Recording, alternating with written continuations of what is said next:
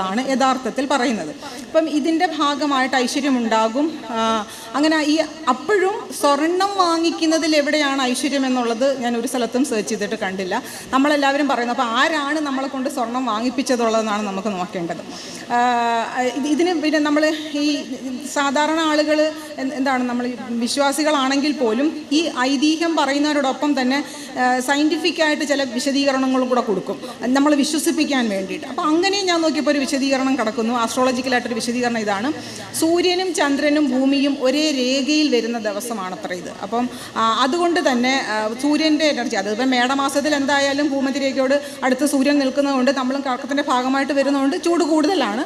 അപ്പോൾ അന്ന് എനർജി കൂടുതലാണ്. ഈ ദിവസം സൂര്യനും ചന്ദ്രനും ഭൂമിയും ഒരേ രേഖയിൽ വരുന്നത് കൊണ്ട് എനർജി കൂടുതലാണ്. അതാണ് ഒരു ആസ്ട്രോളജിക്കൽ സിഗ്നിഫിക്കൻസ് പറയുന്നത്. അപ്പം അങ്ങനെയും പറയാമല്ലോ. ഇപ്പോൾ വിശ്വാസികൾ അങ്ങനെയാണല്ലോ, നിങ്ങൾ അതൊക്കെ വിശ്വാസത്തിൻ്റെ ഭാഗമായി ഇതാണ്ട് ഇവിടെ ഇങ്ങനെയും ഉണ്ട്.